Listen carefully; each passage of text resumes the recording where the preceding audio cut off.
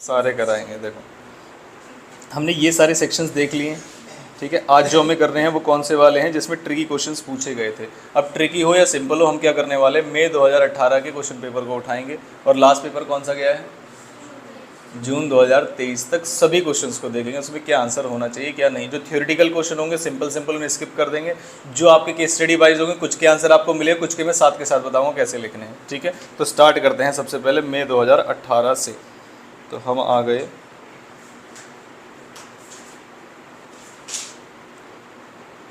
मई 2018 के पेपर में।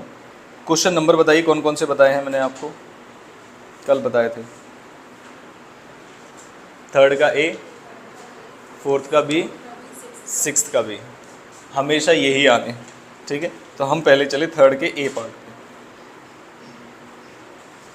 डिस्टिंग्विश करना है आपको, सीधा क्वेश्चन है डिसोल्यूशन ऑफ फर्म और डिसोल्यूशन ऑफ पार्टनरशिप। मैंने इस पे लगा दिया स्टार क्योंकि मल्टीपल टाइम्स पूछा गया है।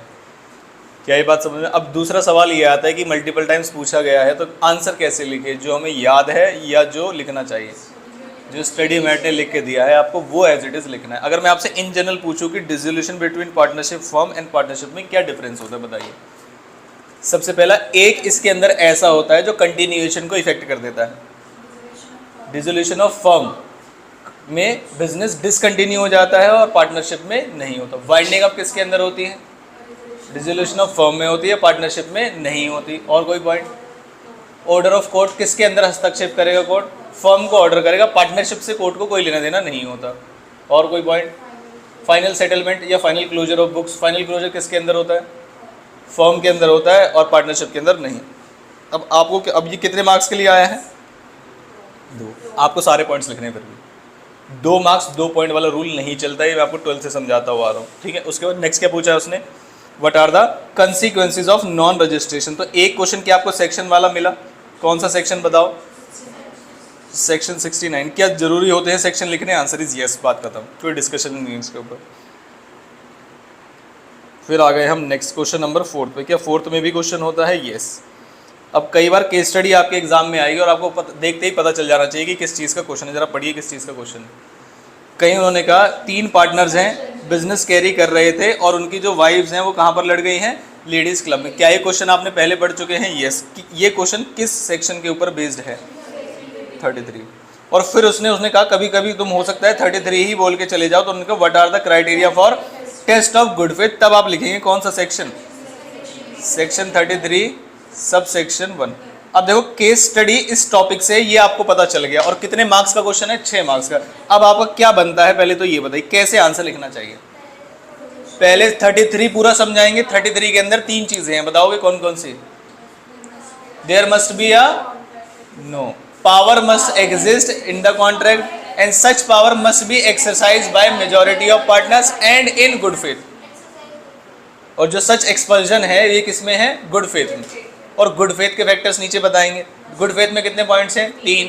Expulsion must be in the interest of the firm.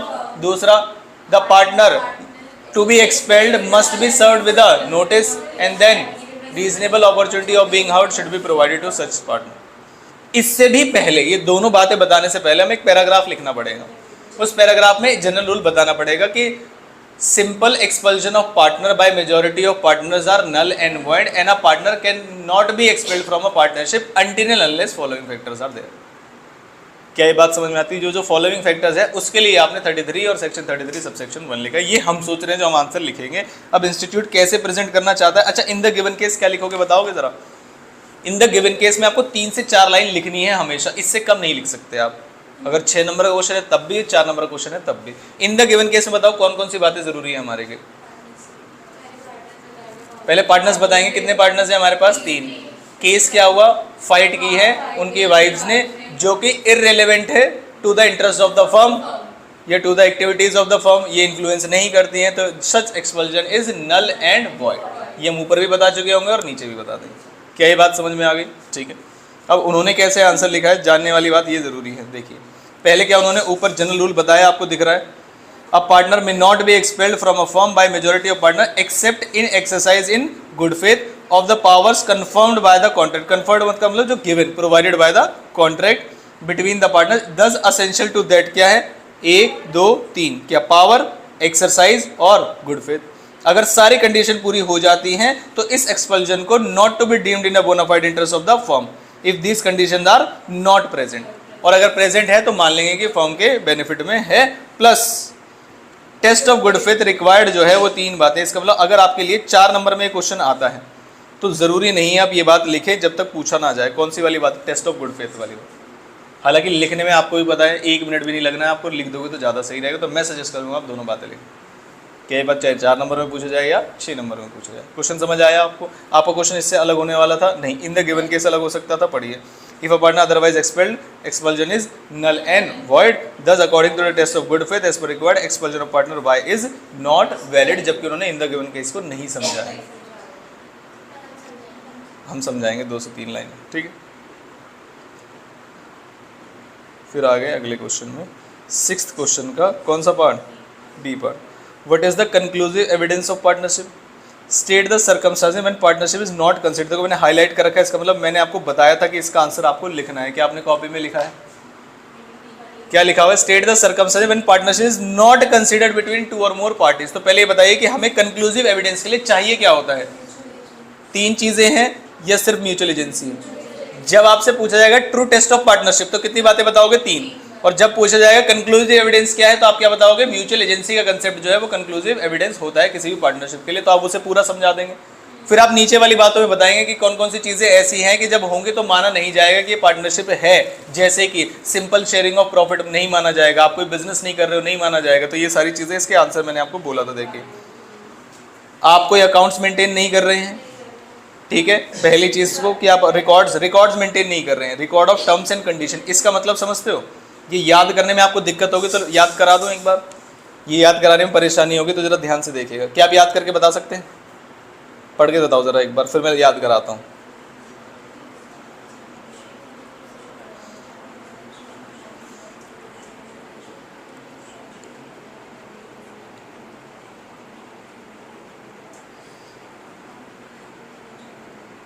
अब आप कर रहे हैं याद। सुनिए, आपको याद नहीं करना, पहले समझना है कि पहला पॉइंट क्या कहता है। बता सकते हो पहला पॉइंट क्या कह रहा है? डीड नहीं है या फिर एग्रीमेंट नहीं। पहला पॉइंट ये कह रहे हैं। दूसरे पॉइंट में अकाउंट्स की बातें कही गई हैं। अगर आप दोनों पॉइंट को रिकॉर्ड्स के सेंस में पढ़ोगे तो ऐसा लगेगा कि पहले बता तो दिया।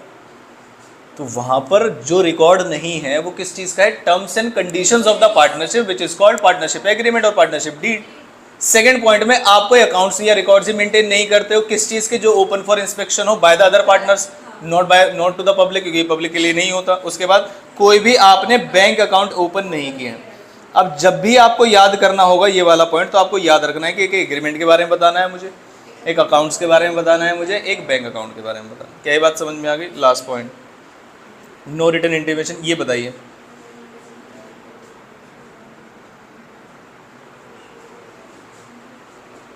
ये आपको रटना पड़ेगा। हालांकि हम रजिस्ट्रार वर्ड यूज़ कर सकते हैं, लेकिन अगर इंस्टीट्यूट चाहता है हम इसे याद करें तो ये इसका मतलब होता है एक तरीके से, क्या बताएं हम इसको, कम्युनिकेशन। कि आपको कम्युनिकेट करना पड़ेगा किसको? Deputy director of procurement. सबको करना पड़ता है। तो वरना रजिस्ट्रार नहीं लिखा होता, वरना क्या लिखा होता? रजिस्ट्रार। कल को तुम कुछ गड़बड़ होगी तो फिर क्या करोगे? तो इनके पास ही जाएंगे। तो अब उन्होंने लिखा है तो अब हम रजिस्ट्रार ना लिख के ये लिखेंगे। क्या ये बात समझ? तो 4 बातें हैं जो हमें याद वैसे तो है, लेकिन ये वाली बात हम बोल सकते हैं। पहला एग्रीमेंट, दूसरा accounts which is open for inspection, bank account on behalf of firm, और उसके बाद कम्युनिकेशन ऑफ रजिस्ट्रेशन या कम्युनिकेशन किस चीज़ के लिए? Of existence of partnership to the deputy procurement. क्या ये बात समझ में आ गई? तो अब इस क्लास के बाद लिख लीजिए मई 18 का क्वेश्चन नंबर 6 का बी पार्ट आप लिख के देखेंगे। ये लिख लीजिए, मैं वो लिखवा रहा हूँ जो आप लिख के देखेंगे दोबारा। हालांकि ये ऑलरेडी आप लिख चुके हैं।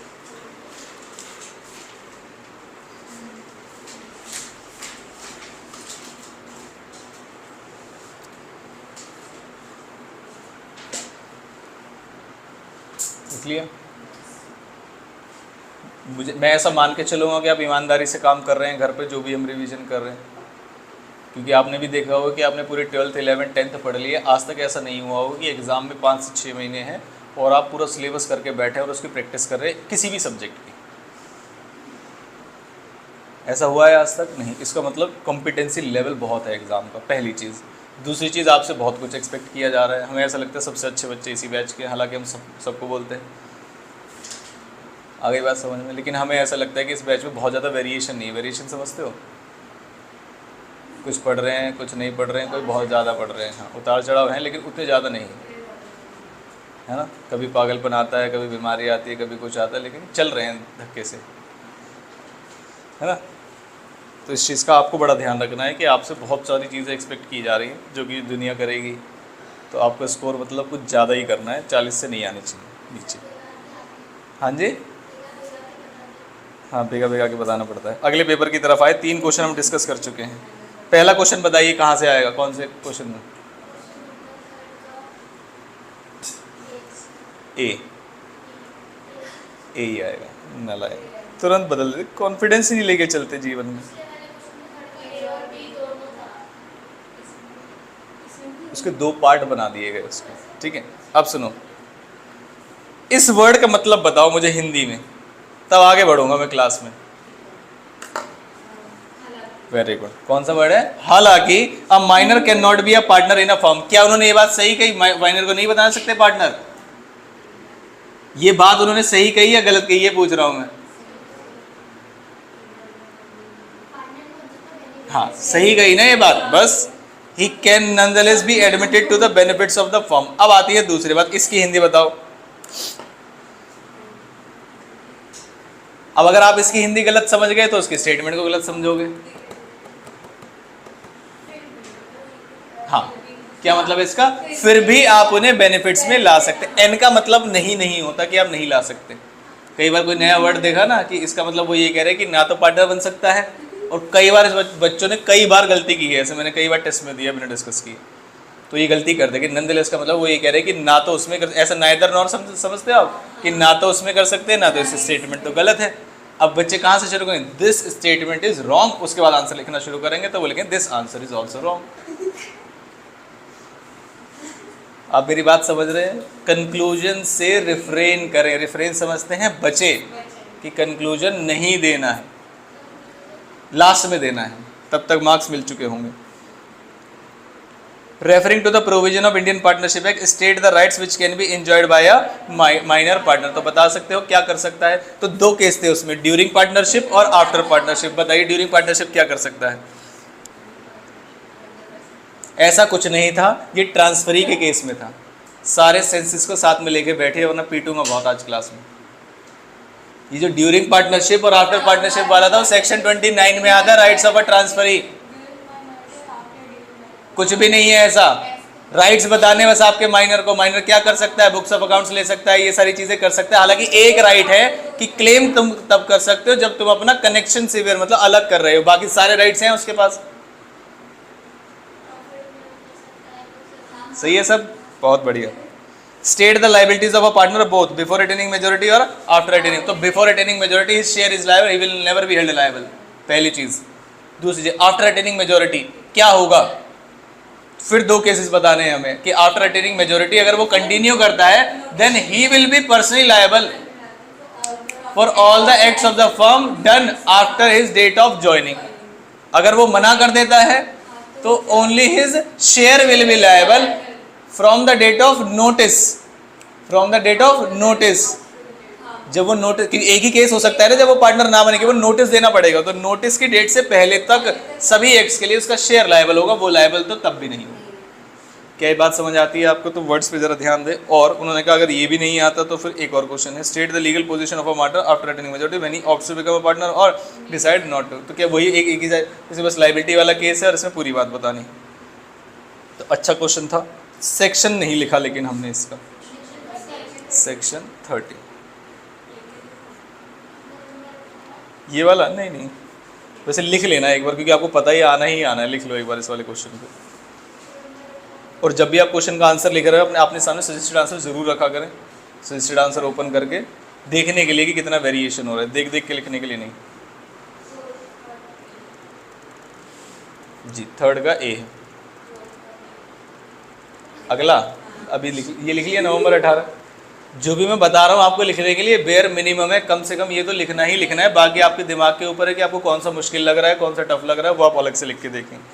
थर्ड का ए पार्ट हो चुका है, अब हम चले किसकी तरफ, फोर्थ के बी की तरफ। ये आई केस स्टडी और कितने मार्क्स की आई, 2 केस स्टडी आई, कितने कितने मार्क्स की, 3-3 मार्क्स की, क्योंकि फोर्थ का बी आ नहीं था, ऑप्शन नहीं है इसमें। 6 नंबर के क्वेश्चन को 2 पार्ट में बना दिया उन्होंने, ठीक है। Mister A, B and C are partners in a firm which is engaged in the business of trading of branded furniture. The name of the partners was clearly written along with the firm in front of the head office of the firm as well as on the letterhead. On 1st October 2018 Mr. C passed away.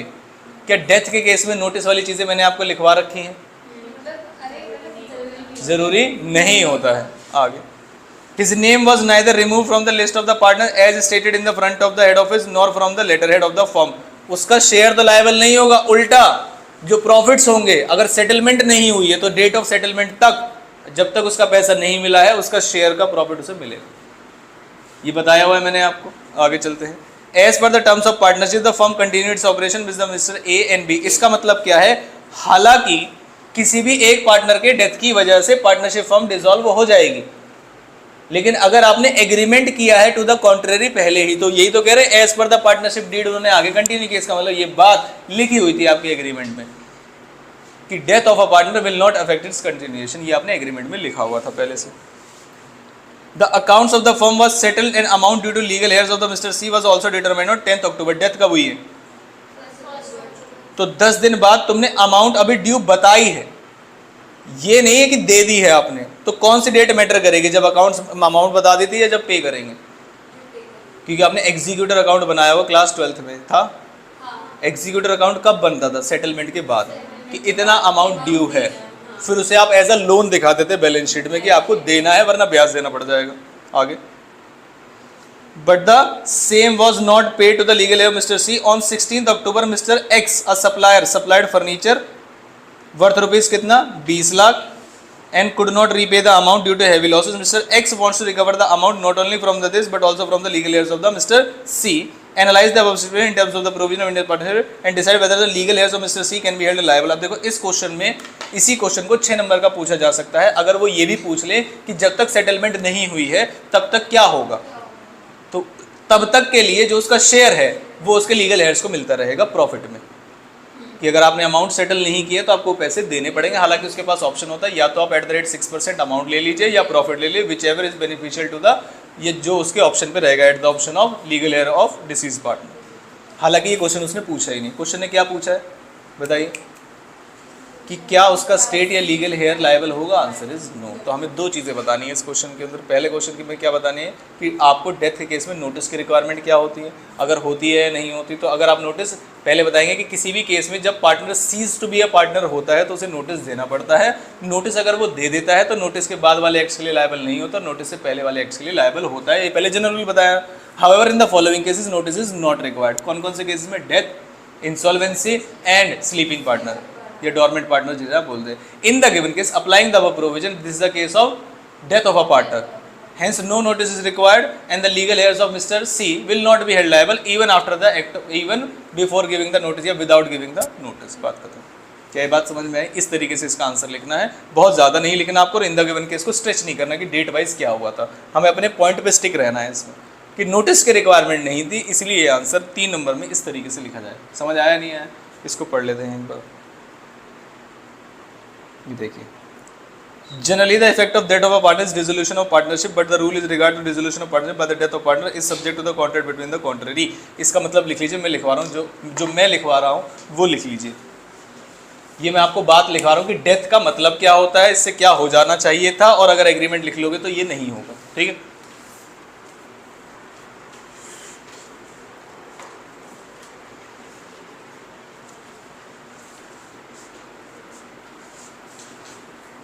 लिखना शुरू करिए। Generally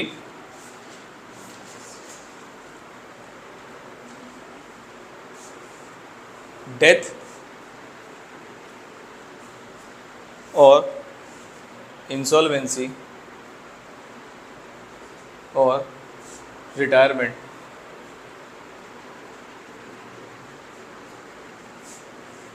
और insanity इनमें से किसी भी case पे case study आ सकती है, तो आप यही लिखेंगे, ठीक है। Will result in, will result in dissolution of partnership firm, ये डिजल खाली पार्टनरशिप लिखना आप, dissolution of partnership. however if there is a contract, if there is a contract between the partners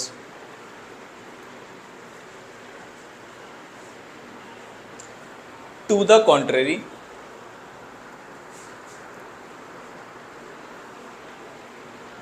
to the contrary. अब सुनिए ज़रा ध्यान से, ये हमने 3 वर्ड में बता दिया, टू द कॉन्ट्ररी।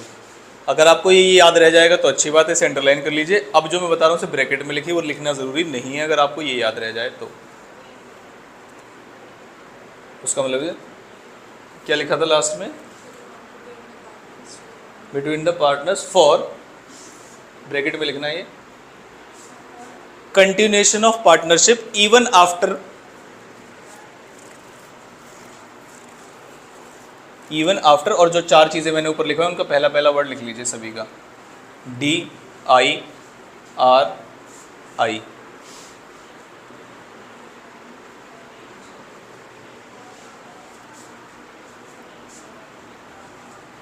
क्या ये बात समझ में आ गई? दोनों का मतलब एक है, टू द कॉन्ट्ररी का मतलब भी यही है और इसका मतलब भी यही है। तो ये आपने जनरल रूल लिख दिया, और ये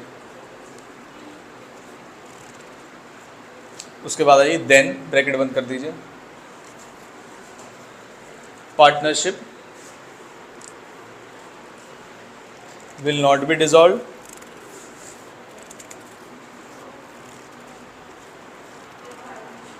will not be dissolved, and the remaining or surviving partners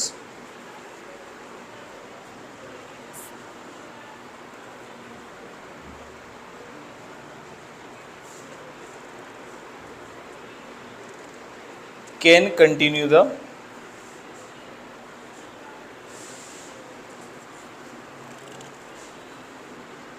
can continue, the लिख लिया तो पार्टनरशिप लिख लीजिए, अदरवाइज इट्स ऑपरेशंस, पार्टनरशिप लिखिए, accept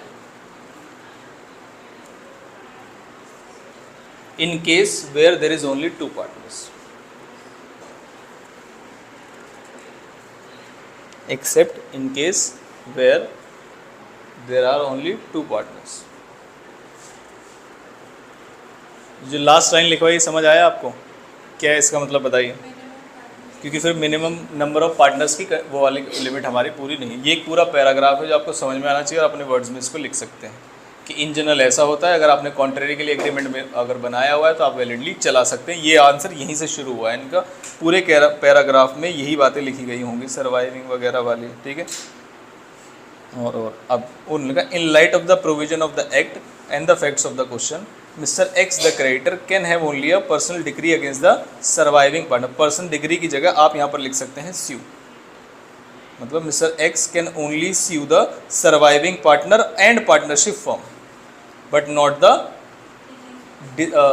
the legal heir of deceased partner. A suit for the goods sold and delivered would not lie against the representative of a deceased, hence the legal heirs of Mr. C cannot be held liable due towards them। हालांकि एक notice वाला point और था, पता नहीं उन्होंने लिखा है या नहीं लिखा। हाँ ये रहा, देखिए, it is not necessary to give the notice. अब 3 नंबर का क्वेश्चन था, तो बच्चे को खुद दिमाग लगाना चाहिए, इसमें इन द गिवन केस को आपको नहीं बढ़ाना चाहिए। प्रोविजन बताइए, और जो उसने पूछा है उसे बता दीजिए उसी के वर्ड्स में। क्या ये बात समझ आती है आपको? अच्छा क्वेश्चन था ये। नेक्स्ट क्वेश्चन जी बताइए, आगे चल सकते हैं। Mister M N P were partners in a firm which was dealing in refrigerators. 1 अक्टूबर को क्या हुआ? पी रिटायर हो गया। रिटायरमेंट के केस में नोटिस चाहिए होता है क्या? Answer is yes, but fail to give public notice of his retirement. After his retirement mister M P visited a trade fair and inquired about some refrigerator. वो उसके साथ में चला गया था और उसने ये बात नहीं बताई थी कि मैं पार्टनर नहीं हूँ, और ये वाला केस किस में कन्वर्ट हो गया था? 2 आंसर्स थे इसके, और दोनों ही लिखने चाहिए थे। पहला पार्टनर बाय होल्डिंग आउट, और एक नोटिस की रिक्वायरमेंट।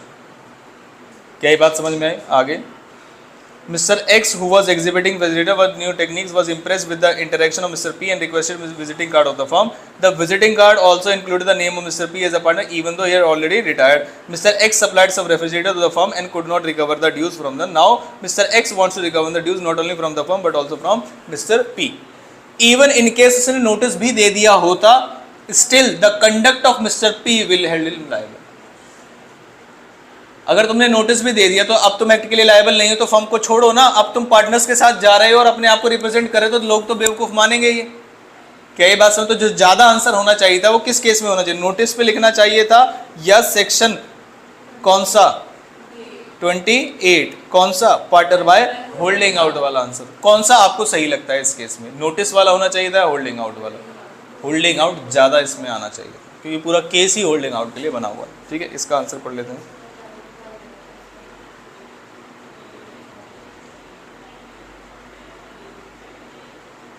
तो उन्होंने रिटायरिंग पार्टनर का पब्लिक नोटिस वाला बात बताई और पब्लिक नोटिस, और ये रहा सेक्शन 28. तो दोनों बातें बता दी उन्होंने. ऑल्टरनेट नहीं आप ऐसे ही लिखिए, जब उन्होंने ऐसे लिखा है तो हम भी ऐसे लिखे. हमें दोनों चीज़ें आती हैं, ये क्वेश्चन हमने पढ़ लिया है, हमारे एग्जाम में आता तो हम कोई वेरिएशन नहीं लाएंगे. आप ज़्यादा से ज़्यादा क्या कर सकते हैं, इसका कंटेंट कम कर सकते हैं और इसको अच्छे तरीके से समझा सकते हैं. ठीक है जी. क्या चीज़?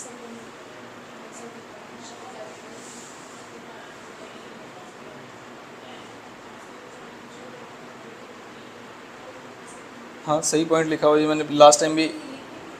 ये लिखने की ज़रूरत नहीं है, ये क्रॉस कर दीजिए. आपको बताने वो ये कह रहे हैं कि रिटायरमेंट के केस में पब्लिक नोटिस का मतलब अगर पार्टनरशिप एट विल है तो हमने नोट्स में लिखा हुआ है कि पार्टनरशिप विल में आप नोटिस देते हैं अदर पार्टनर्स को और उसे मान लिया जाता है कि वो पब्लिक नोटिस ही है ना. तो ये वाली बात हम नहीं भी लिखेंगे तब भी चल जाएगा. क्या ये बात आपको नोटिस वाली बात बतानी है और सेक्शन 28 बताना है. अच्छा क्वेश्चन, दोनों क्वेश्चन अच्छे क्वेश्चन. जब ऐसे क्वेश्चन बनाए जाते हैं तो आप मान के चलिए कि बच्चा इस वाले क्वेश्चन को तो छोड़ने ही वाला है, और जिस क्वेश्चन को छोड़ने वाला है जरा उस क्वेश्चन का बाकी वाला पार्ट देखिएगा. कुछ कन्फ्यूजन नहीं है, डॉक्ट्राइन को समझाना और जो पॉइंट्स आपको आते हैं सारे लिख दीजिए.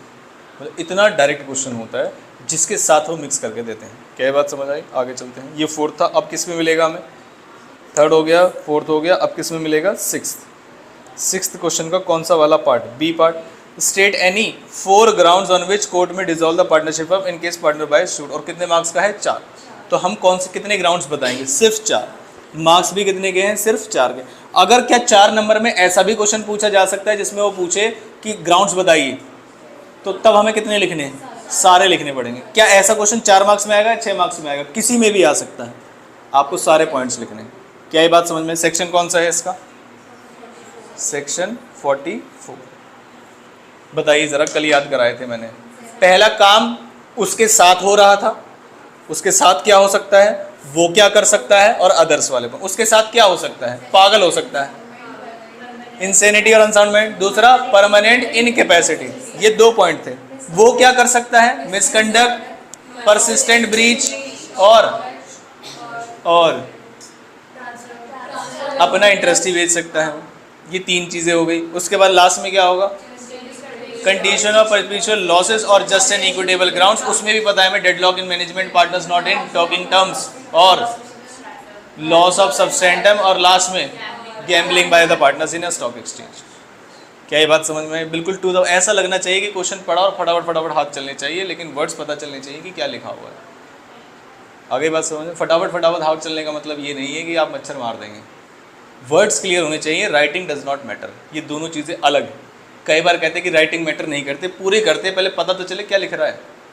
कई बार ऐसा बता दिया जाता है कि राइटिंग मैटर नहीं करती. राइटिंग मैटर नहीं करती अगर आपके वर्ड समझ में आ रहे हैं तो. अब समझ में ही नहीं आ रहा तो क्या राइटिंग मैटर करेगी? हाँ, राइटिंग स्टाइल मैटर नहीं करती. ये होता है पॉइंट. वर्ड समझ में आने चाहिए. तो जल्दी का मतलब मच्छर मारना नहीं है.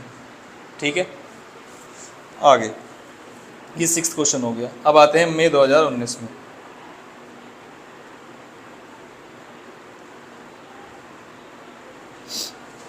Third question. थर्ड का कौन सा part? Effect of notice to acting partner as per the Indian partnership act. क्या ही लिखवाया चुका हूँ मैं, एक बार खोल लेते हैं उसको और आपसे पूछ भी लेता हूँ. ये रहा आंसर, ये वाला है. Any notice serve to a partner of a firm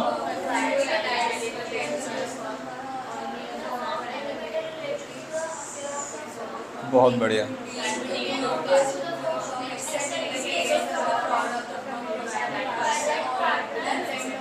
और विद कंसेंट ऑफ और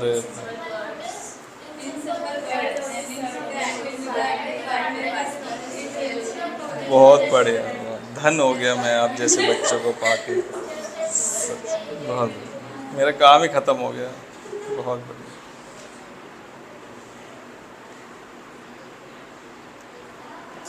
हाँ सुना सुना। उन्होंने कहा अगर तुम्हें इस वाले क्वेश्चन में कोई दिक्कत है जो कि हमें नहीं है तो हम आगे वाला question discuss the problem regarding personal profit earn by the partner. क्या ये भी लिखवाया हुआ है मैंने? बताइए पर्सनल प्रॉफिट्स के बारे में। सेक्शन कौन सा है? 16 है इसका जी, 16 है। हालांकि इसका नहीं भी याद रखोगे तो भी कोई दिक्कत वाली बात नहीं है। मेरा मन है मैं कॉन्ट्रैक्ट का जानूँ कि सेक्शन 16 कौन सा था।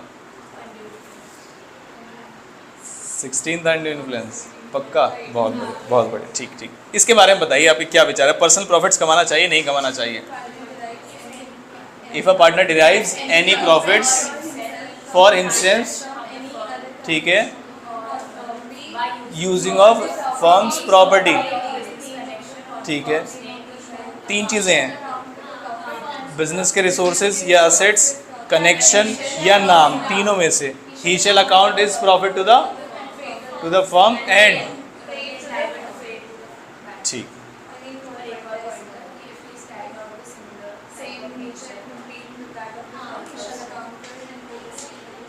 अगर वो कंपीटिंग बिजनेस करता है, लेकिन हमारे पास ऐसे प्रोविजंस हैं जिसमें एक पार्टनर सही तरीके से कंपीटिंग बिजनेस शुरू कर सकता है लेकिन वो ड्यूरिंग पार्टनरशिप नहीं कर सकता, while cessation of partnership outgoing partner के पास रहेगा, ठीक है। बहुत बढ़िया, 2 नंबर में था वो, मतलब पढ़ने वाला भी धन्य हो जाएगा, इतना बढ़िया आंसर सुना है आपने। चलो हम आ गए 3rd पॉइंट में।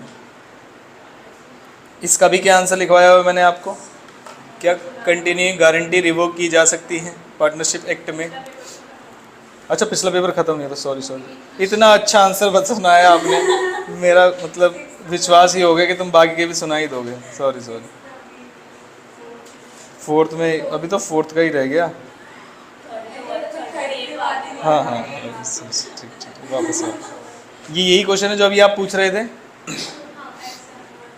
XYZ एसोसिएट है, XYZ पार्टनर है, सीनियर पार्टनर है, ठीक है। 25 तारीख को उन्होंने जी एक एक्सपर्ट है कारपेट मैन्युफैक्चरिंग में, उसे एज अ क्या बुलाया है? पार्टनर। 10 तारीख को जी को ब्लेम किया गया कि तुम अनऑथराइज एक्टिविटी कर रहे हो इसलिए तुम्हें एक्सपेल कर देंगे by the United approval of rest of the partners. हमने तो मेजोरिटी लिखा था, सेम मतलब नहीं है, इसे यूनानिमस बोलते हैं जिसमें मेजोरिटी इंक्लूडेड है। बहुत बढ़िया।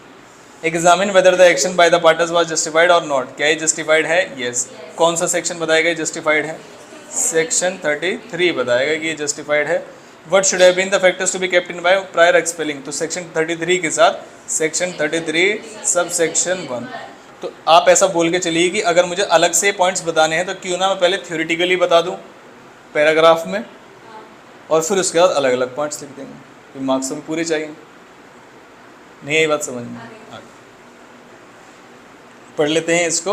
उन्होंने इन द गिवन केस वाली चीज़ को उन्होंने कहा देखो सबसे पहले एक्सपल्जन शुरू होता है, सारे प्रोविज़न हमने आपको समझा दिए हैं। कौन से प्रोविज़न समझाए? तो ये कहते हैं जब आपसे फैक्टर्स पूछे गए हैं नीचे तो वो तो तुम अलग से लिखोगे, तो ऊपर जब नहीं पूछे गए हैं तो कौन से वाले बता दें हम? Test of good faith. और हालांकि मेरा मानना ये है कि देखो may not be expelled from a firm by majority of power except in exercise in good faith और powers conferred by the contract. तो क्या पावर्स वाली बात उसने लिख दी है? एक बात तो लिखी दी है कि कॉन्ट्रैक्ट में पावर है, मेजॉरिटी वाली बात भी उसने लिख दी है और गुड फेथ वाली बात भी। समझ में आया कैसे घुमाते हैं आंसर को? तो ऊपर बता दिया और गुड फेथ वाली बात उन्होंने समझा दी। नीचे इन द गिवन केस में हम बताएंगे कि बस उसे निकालने से पहले आपको नोटिस और अपॉर्चुनिटी ऑफ बीइंग हर्ड देना पड़ेगा इन द गिवन केस में पार्टनरशिप पार्टनर के साथ अटैच करके कि जी जा रहा है ना, जी को एक नोटिस देना और अपॉर्चुनिटी ऑफ बीइंग हर्ड देना, ठीक है।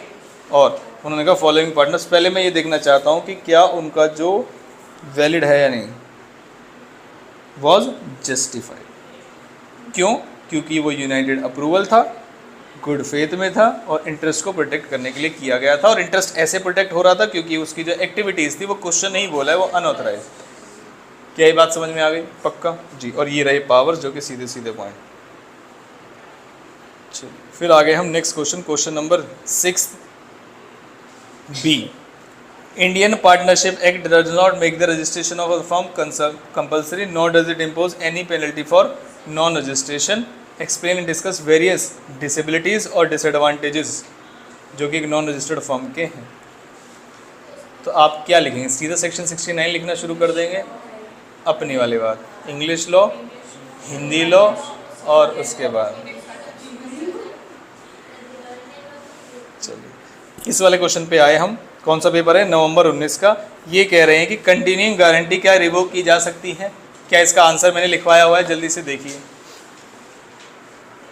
अरे देख के बता दो, इसका आंसर नहीं है।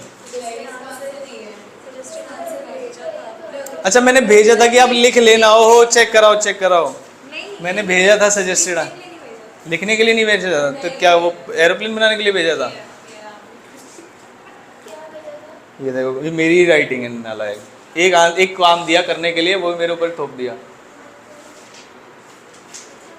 मैंने लिखने के लिए दिया था, तो मुझे लगा आप लोगों ने लिख लिया होगा। इनसे नहीं लिखा गया तो इन्होंने मुझसे लिखवा लिया।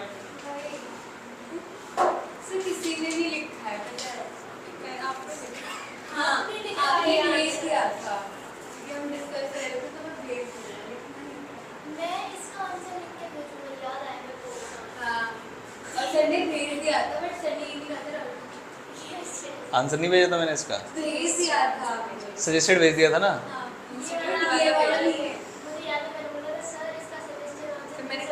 अच्छा आपको अब याद भी आ गया है ना? इसका फोटो खींच के भेज देना इनको। फिर भी हम एक बार पढ़ लेते हैं कि क्या कंटिन्यूइंग गारंटी को रिवोक कर सकते हैं क्या? यस।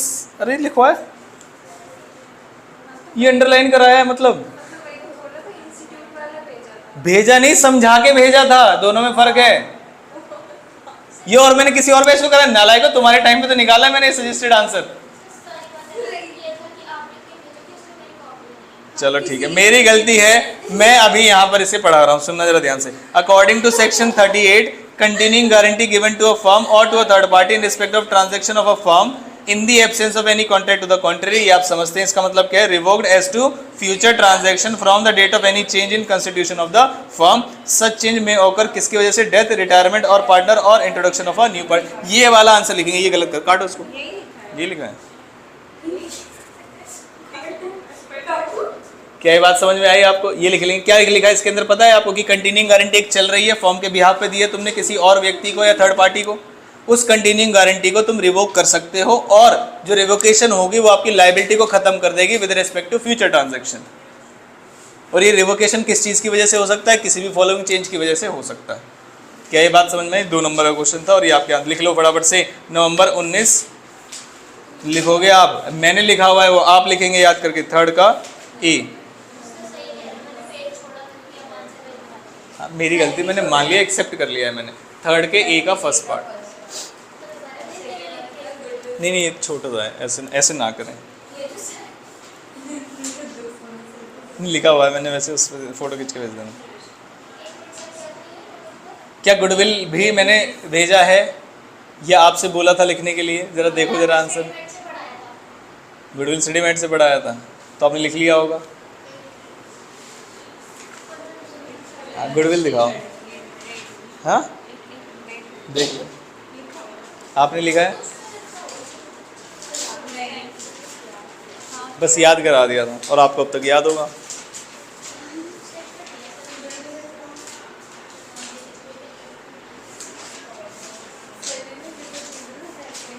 अच्छा एक बात है कि बच्चा जो है ना, बच्चे को धुन में चलने की आदत है। मैं बताता हूँ आपको। जैसे मान लीजिए मैंने ये पार्टनरशिप एक्ट रिवाइज कराया और मैंने आपसे बोल दिया क्वेश्चन पेपर तो हम डिस्कस कर ही चुके हैं, और जिस जिस क्वेश्चन में दिक्कत थी मैंने उसके आंसर आपको भेज ही दिए हैं। तो क्या आप इस चीज़ से एग्री करते? हाँ, और हम आगे बढ़ जाते।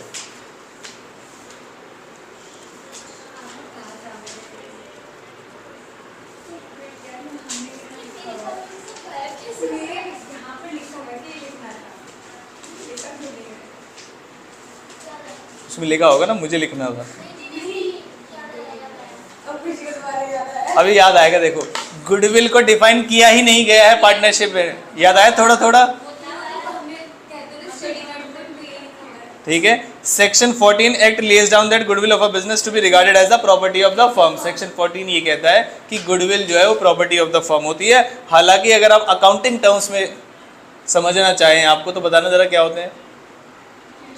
फ्यूचर एक्सपेक्टेड प्रॉफिट्स बोलते हैं। Goodwill may be defined as the value of reputation of the firm और हाउस in respect of future expected profit over and above the normal level of business earned by undertaking belonging to the same class of business. इस पूरी line का मतलब समझाइए, आप समझाइए, यहाँ से लेके यहाँ तक का क्या मतलब है।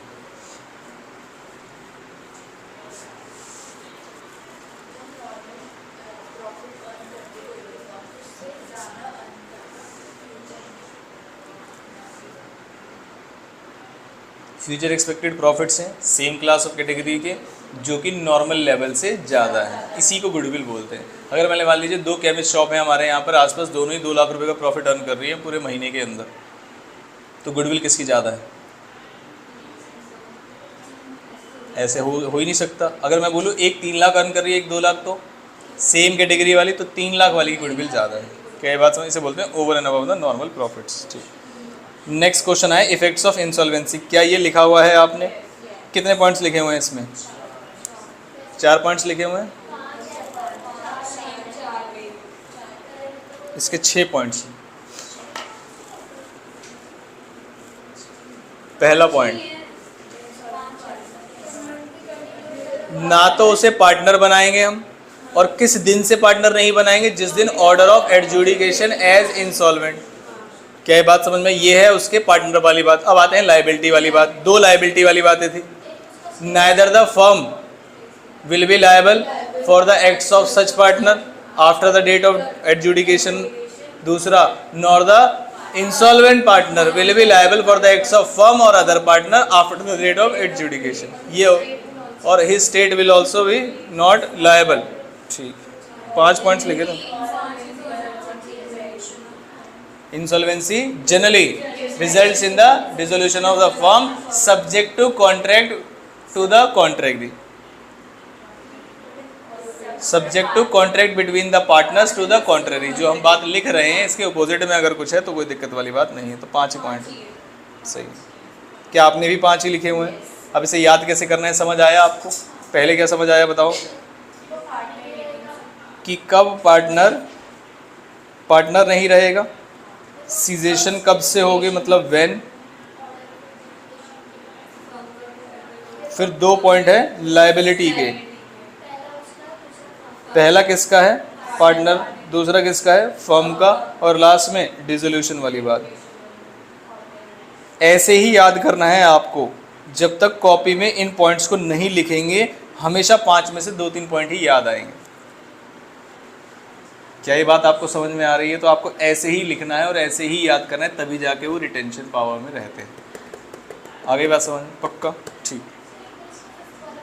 5th वाला पॉइंट मैंने जो अभी लिखवाया, पढ़िए फटाफट से। उसमें सिर्फ इंसॉल्वेंसी वाला पार्ट पढ़ना। अभी जो एक पैराग्राफ लिखवाया मैंने उसमें पढ़िए, सिर्फ इंसॉल्वेंसी पढ़ना, डेथ वगैरह मत पढ़ना, सिर्फ इंसॉल्वेंसी।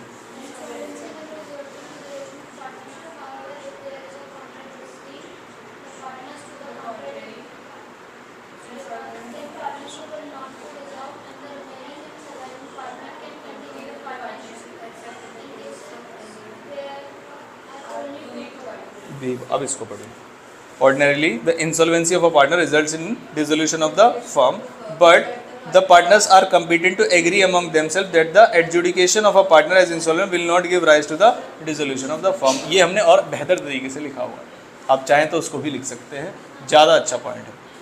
थोड़ी सी तो क्या बोलते हैं उसको चमकाना, लाइट दे सकते हैं आप इस पॉइंट के अंदर। ठीक है, वो ज़्यादा अच्छा पॉइंट।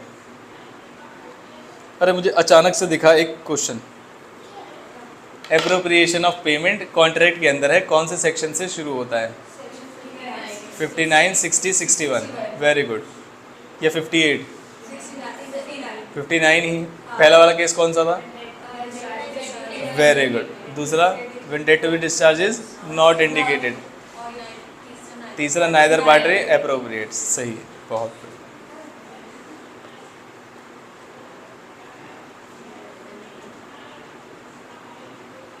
नेक्स्ट क्वेश्चन, मास्टर मतलब क्या? माइनर के लिए यूज बताया था मैंने। X was introducing the benefits of the partnership with the consent of the partner after attaining majority. यहाँ से आपको पता चल जाएगा more than 6 months have elapsed and he has failed to give the public notice as to whether he is to become a partner or not to become a partner. Later on Mr. L a supplier material जो है उसने file किया है suit against Mr. A for the recovery of the debt. To what extent X will be liable बताइए। पता चल गया आपको ये वाली बात। अच्छा कितने नंबर के लिए है, तो क्या आप पूरी बात बताएंगे पहले प्रोविजन में तब लिखेंगे इधर। Can mister L recover the debt from X, इसी को बोलते हैं पर्सनली लायबल। क्या ये बात समझ आई है नहीं? ठीक है, पढ़ चुके हम इस क्वेश्चन को। आप में आंसर राइटिंग का कंक्लूजन ज़्यादा मैटर नहीं करता, इसमें प्रोविजन कितने अच्छे तरीके से आप समझाते हो उसमें मार्क्स मिलेंगे। ठीक है जी, दोनों पॉइंट समझाने आपको, क्योंकि 6 नंबर क्वेश्चन इससे ज़्यादा कब आ सकता है। अब दोनों पॉइंट्स में कौन सी बातें समझाएं, पार्टनर बनने की या लाइबिलिटी वाली? दोनों बातें एक ही साथ समझाई जा सकती हैं कि अगर वो 6 महीने के अंदर नोटिस दे दे कि वो पार्टनर नहीं बनना चाहता तो वो लायबल नहीं होगा, और अगर वो 6 महीने के अंदर नोटिस दे दे कि वो पार्टनर बनना चाहता है या फेल कर जाए तो पार्टनर होगा और उसकी लायबिलिटी भी होगी। सभी एक्स के लिए एक एक लाइन की प्रोविजन है, इसमें कोई दिक्कत वाली बात नहीं। ठीक है, नेक्स्ट आए हम 6th क्वेश्चन पे, और फिर से इंस्टीट्यूट का फेवरेट क्वेश्चन, डिफरेंस वाला है, सॉरी ठीक है, डिफरेंस वाला है। ये रही table, continue, winding up, order of court, scope और स्कोप का मतलब dissolution of partnership not necessary involve dissolution of firm, but dissolution of firm will necessary involve dissolution of partnership. जिसे याद करके लिखना है आपको अच्छे से। आगे चलें, ये दिंगचो मानिक जी पैटेट दिखाई दिया मुझे अचानक से, पता नहीं कैसे। लिफ्टिंग ऑफ कोर, बहुत बढ़िया।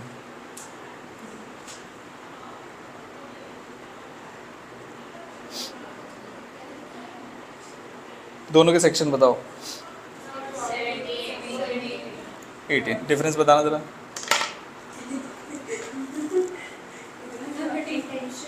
इंटेंशनली होता है फ्रॉड में, मिसरिप्रेजेंटेशन में नहीं होता। उसके बाद बस एक सेक्शन, बहुत बढ़िया। मीनिंग, मीनिंग भी आ सकता है इसके अंदर। 3 पॉइंट हो गए। एग्जाम्पल, फ्रॉड के अंदर ऐसा लिखा जाता था कि चाहे आप नॉर्मल इंटेलिजेंस से पता लगा भी सकते थे तब भी वो एक्सक्यूज नहीं कर सकते इस कॉन्ट्रैक्ट को, और जबकि इसके अंदर अगर आप नॉर्मल इंटेलिजेंस से पता लगा सकते थे, आपने नहीं लगाया, तो मिसरिप्रेजेंटेशन के अंदर आप सिर्फ कॉन्ट्रैक्ट को कैंसिल कर सकते हैं, डैमेजेस को क्लेम नहीं कर सकते। हालांकि हम आज पार्टनरशिप एक्ट पढ़ रहे हैं। What do you mean by partnership at will? अभी थोड़े दिन पहले ही पढ़ा था, कल एज पर द पार्टनर। बताओ जरा पार्टनरशिप एट विल क्या होती है जल्दी से। When there is no provision, बस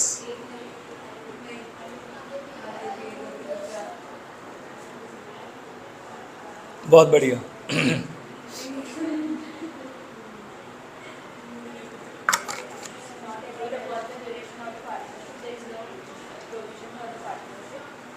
हाँ, ये पहला पॉइंट है, पहला point.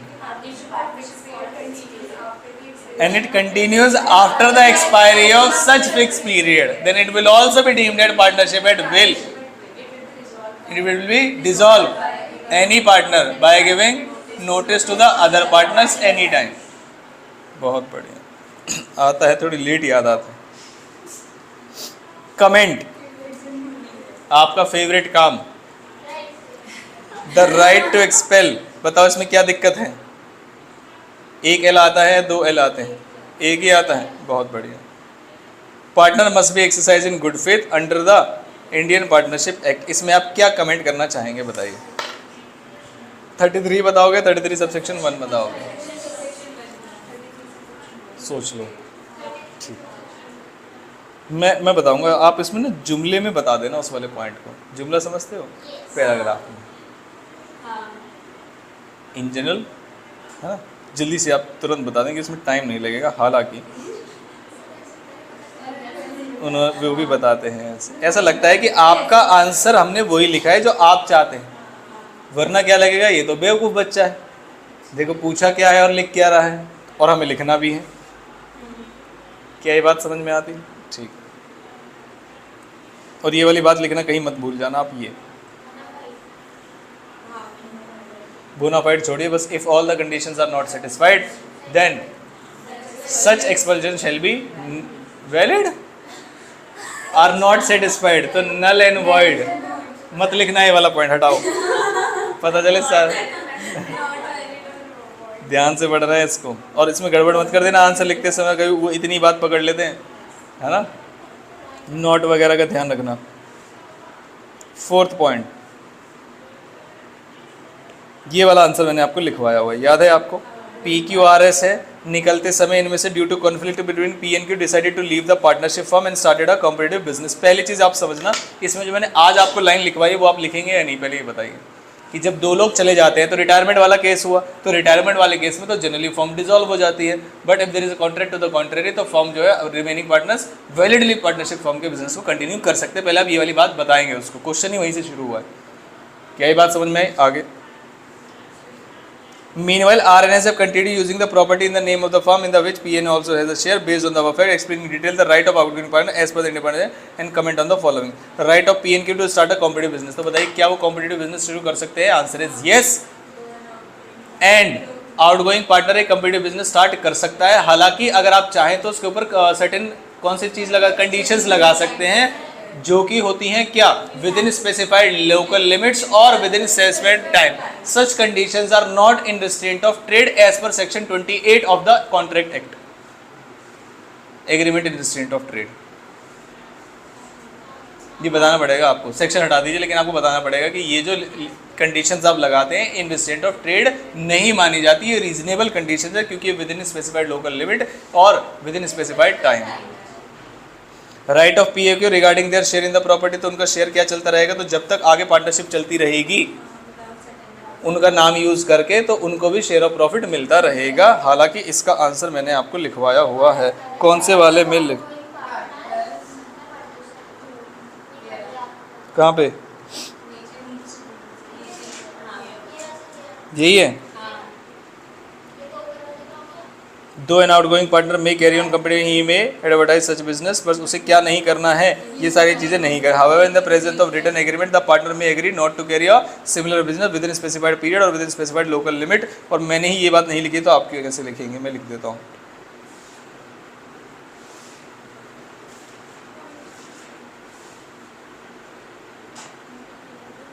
Such agreement will not B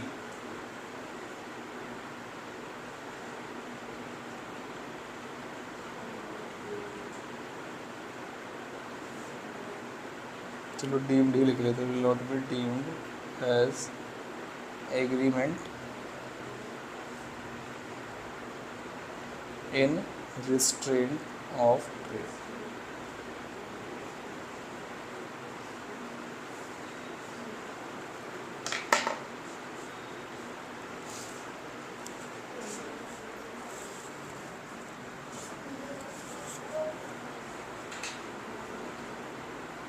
लिख लिया आपने?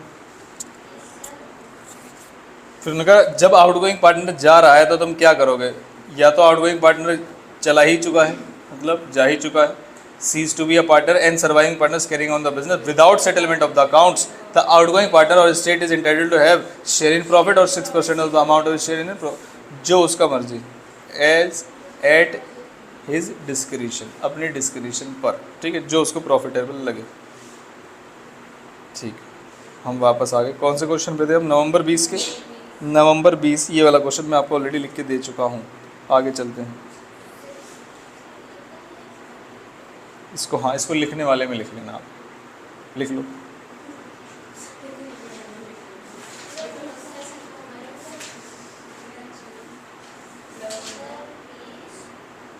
क्वेश्चन कहाँ गया,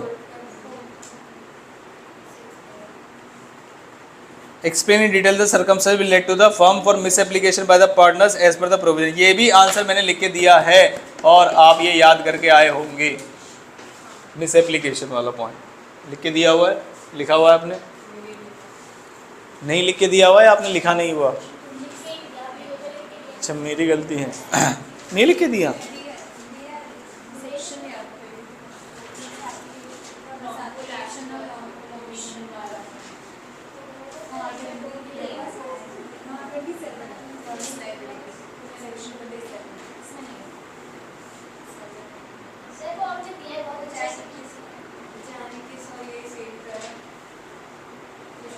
ये रहा ना।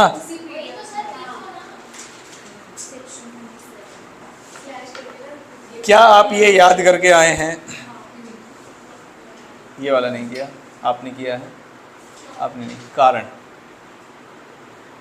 इस वाले ये इमोशनल में कब तक सहूँ, आप बताइए। एक आंख से सुनाओ, आप बताइए याद करके आए हैं? अरे याद करके आए हैं? हाँ क्या कहा? याद नहीं हुआ था। याद नहीं हुआ तो मैं करा दूंगा, आपने ट्राई ही नहीं किया तो फिर गलत बात है। ये लिखा नहीं था, क्यों?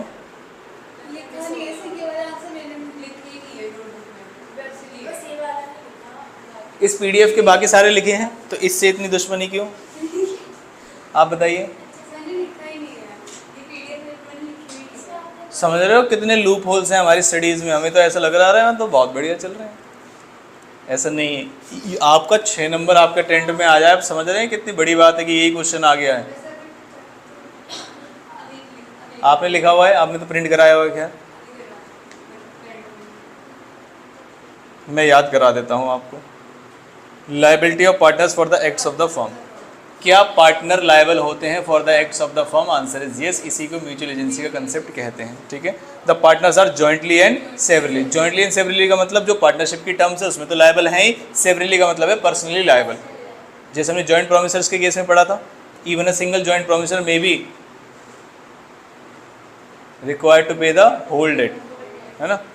For all the acts of the firm done while he is a partner which comes under the express or implied authority. Authority के अंदर आते हैं वो सभी चीज़ों के लिए liability of the firm for the wrongful act or misapplication by the partner, ये लिखवाया था मैंने आपको, ये इंपॉर्टेंट। क्या ये बात? ऊपर वाला तो आप लिख सकते थे, any wrongful act or omission or misapplication by the partner in the ordinary course or within the express or implied authority, उसके लिए भी ये जरूरी है। फर्म को लायबल होने के लिए भी ये जरूरी है कि जो पार्टनर है वो उसकी इंप्लाइड और एक्सप्रेस अथॉरिटी के अंदर काम कर रहा था और ऑर्डिनरी कोर्स में ऐसा कोई एक्ट नहीं कर रहा था जिसमें सामने वाले को पता चल जाए ये ऑर्डिनरी कोर्स थोड़ी ना है। कई बार तो फर्म भी नॉर्मल डिलीजेंस वाली चीज के लिए लायबल होती है।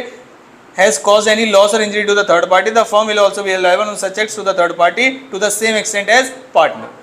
बस ये वाली चीज जो मैंने ये वाली चीज जो हाईलाइट कर रखी है इसे आप ध्यान से लिखेंगे। If any money or properties received by the partner of the firm and misapplied, पैसे मिले हैं किसी और पार्टनर ने मिसअप्लाई कर दिया है फर्म ने, while it is in the custody of the firm will be liable to make good the loss। ये मुझे याद है अच्छी तरीके से मैंने क्लास में डिस्कस किया। अब इसके आंसर्स को अगर आप तोड़ना चाहे, ऊपर वाला तो याद हो जाएगा, इस वाले पॉइंट को अगर आप तोड़ना चाहे तो कैसे कहेंगे? देखिए, फर्म की लायबिलिटी अगर आप चाहते हैं किसी भी पार्टनर के एक्ट के लिए या रॉन्गफुल एक्ट के लिए, तो आपको ध्यान रखना पड़ेगा कि वो रॉन्गफुल जो एक्ट है वो ऑर्डिनरी कोर्स में है और विद इन एक्सप्रेस और इम्प्लाइड अथॉरिटी है, तभी फर्म उसके लिए लायबल होगी। प्लस वो जो एक्ट है वो लायबल तो तभी होगी ना जब किसी थर्ड पार्टी को इंजरी या लॉस हुई, तो वो लायबल होगा। प्लस अगर किसी पार्टनर के पास वो पैसे उन्होंने मिसअप्लाई कर दिए हैं जबकि वो पैसे किसकी कस्टडी में थे? फर्म की कस्टडी में, तो ऐसे लॉस को भी फर्म को ठीक करना पड़ेगा। इसे इंडेमनिफिकेशन बोलते हैं, to make good the loss. क्या ये बात समझ में आई? एक बार याद करिएगा, एक बार लिख लीजिएगा, तभी ये लिखा जाएगा, वरना नहीं। ठीक है, वापस आए हम। कौन सा पेपर था? नवंबर 20, 6 तक हो गया हमारा। ये है misapplication. Explain all details circumstances will lead to liability of the firm for misapplication by the partner. तो इसका मतलब ये कौन सा वाला लिख लीजिए उस आंसर को कि नवंबर 20 का दूसरा वाला हिस्सा पूछ रहा है आपसे। वो लिखवाया मैंने शायद जैनिक किस में है ना, लेकिन ये नवंबर 20 का भी आंसर हो सकता है। कौन सा वाला? सेकंड वाला पार्ट, मिस एप्लीकेशन वाला पार्ट।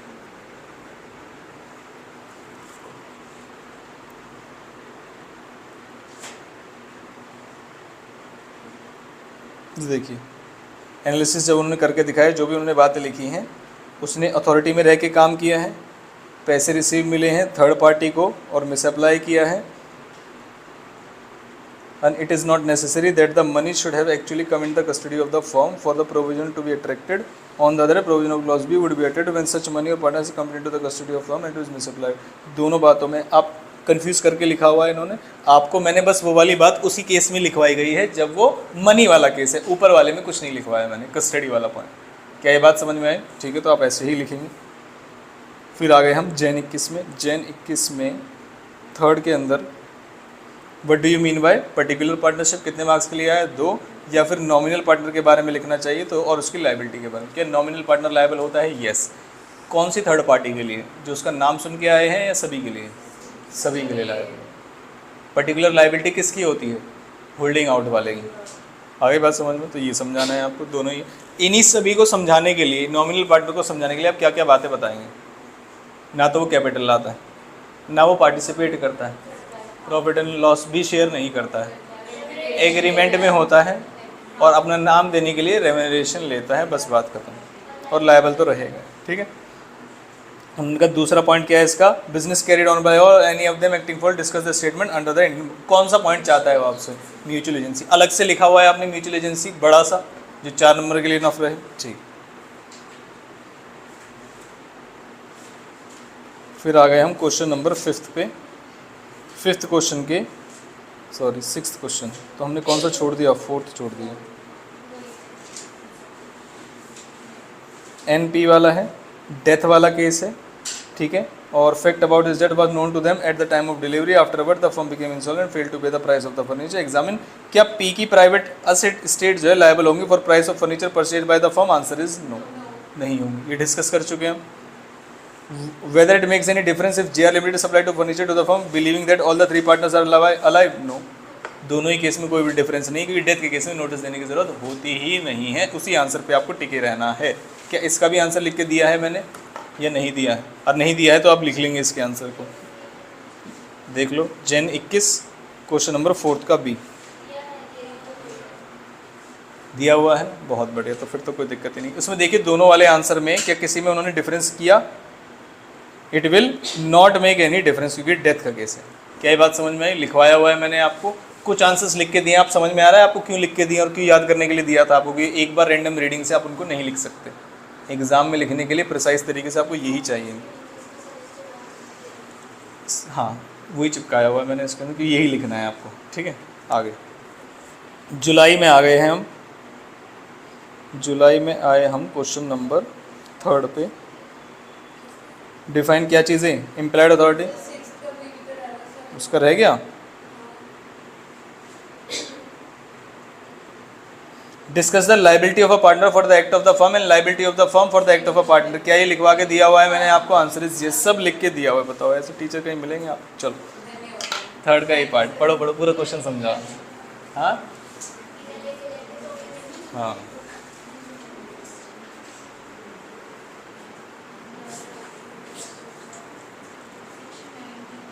सेक्शन 19 तो है। क्या और भी कुछ है? क्या उसने ये वाली चीज़ें भी पूछे हैं कि कौन सी चीज़ें नहीं आती हैं, या सिर्फ सीधा सीधा क्वेश्चन है? पढ़ो ज़रा ध्यान से। उसने पूछा क्या है? कौन सी वाली एक्टिविटीज़ पूछी जो इम्प्लाइड अथॉरिटी में आती हैं, जो इम्प्लाइड अथॉरिटी में नहीं आती?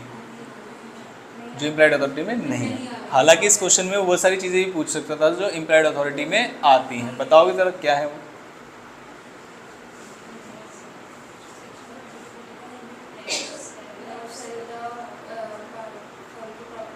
लोन ले सकता है फर्म के भी आप पे? लिखवाया नहीं है क्या मैंने इसका आंसर? बोला था मैंने लिखने के लिए, ये रहे। हालांकि ये क्वेश्चन सुनो, ये जो क्वेश्चन है इसी चीज़ का है जो पहले आप मुझे सुनाएंगे। पहले तो वो छोड़ दीजिए। बताइए, इम्प्लाइड अथॉरिटी ऑफ पार्टनर का सेक्शन कौन सा है? सेक्शन 19। सेक्शन 19 में कौन कौन से एक्ट से क्या बाइफर्केशन बनाई थी हमने? एक सीयू वाला पॉइंट, इमूवेबल प्रॉपर्टी वाला पॉइंट, अदर्स वाला पॉइंट। सीयू वाले पॉइंट में कितने पॉइंट्स हैं? 4। पहला केस, सबमिट नहीं कर सकते, विड्रॉ नहीं कर सकते, पैसे मिलने वाले हैं तो कॉम्प्रोमाइज और रिलिंक्विश नहीं कर सकते, पैसे देने की बात थी तो उसे एडमिट नहीं कर सकते लाइव। क्या ये बात समझ में आई? फिर आते हैं इमूवेबल प्रॉपर्टी पे, ना एक्वायर कर सकते हैं ना ट्रांसफर कर सकते, फिर उधर ना तो आप बैंक अकाउंट ओपन ऑन कर सकते on his own name on behalf of the firm, और दूसरा पार्टनरशिप में नहीं ऐड।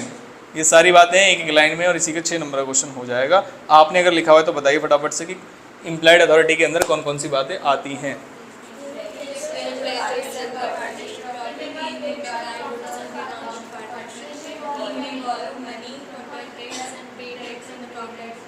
ठीक है, नेगोशिएबल इंस्ट्रूमेंट वाला पॉइंट है। ठीक है, तो आप इसको याद रखेंगे, कभी भी आपसे पूछा जा सकता है। जुलाई 21 तक पहुंच चुके हैं हम। फिर आए हम आगे, अरे पूरा कर लिया, थर्ड के बाद ही आगे चले जाते हैं। Fifth, sorry fourth, mister M, one of the 4 partners, he owes some of rupees कितना 6 crore to his friend mister J Z which is unable to pay on due time, so he wants to sell his share of the firm to Mr. Z for settling the amount. क्या वो ऐसा कर सकता है? Yes, बिल्कुल ऐसा कर सकता है। In light of the provision of partnership act, discuss the each of the following. इनमें से कौन सी बात है? Can Mr. M validly transfer his interest in the firm by way of sale? Answer is yes, because a share in the partnership firm is just like any other property and can be sold validly. पहली चीज। दूसरा, what would be the right of Mr. Transferee, यानी कौन सा section पूछ रहा है आपसे? 29. In case Mr. M wants to retire from the fund and after the period of 6 months from the date of transfer, तो बताइए क्या करेगा वो? तो जब तक ड्यूरिंग पार्टनरशिप चल रही है सारी बातें बता देंगे, और आफ्टर पार्टनरशिप क्या होगा बताइए?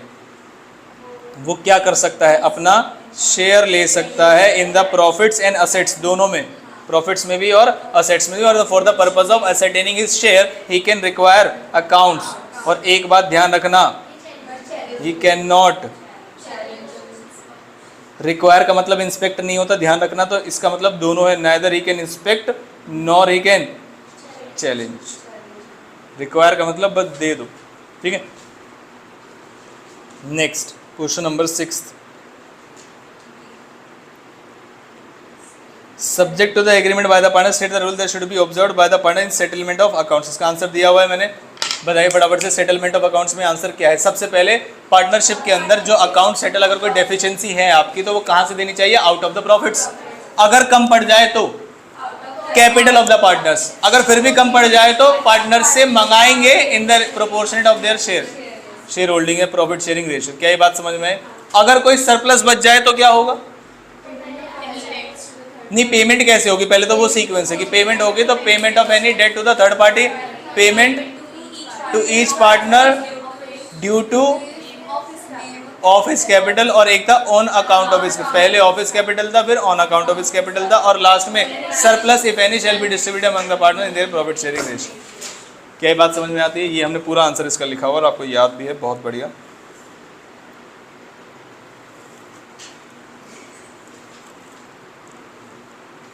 देखना कौन बोलने से रिकॉर्डिंग चल रही थोड़ा सा। फिर आगे क्वेश्चन नंबर 6 पे, जैसे ही 16 साल मिल जाए बताइए कौन सा सेक्शन लिख दूं?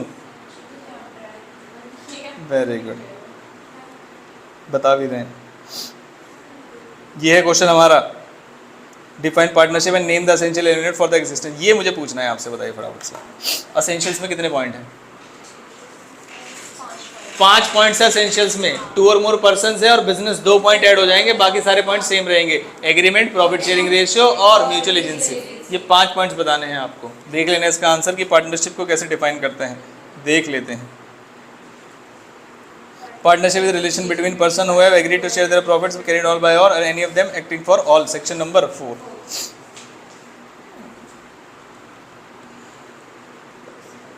अगर कभी आपसे ये पूछा जाए कि पार्टनरशिप को अगर आपका कंक्लूसिव एविडेंस मानना है तो क्या किस किस तरीके से मान सकते हैं बताइए?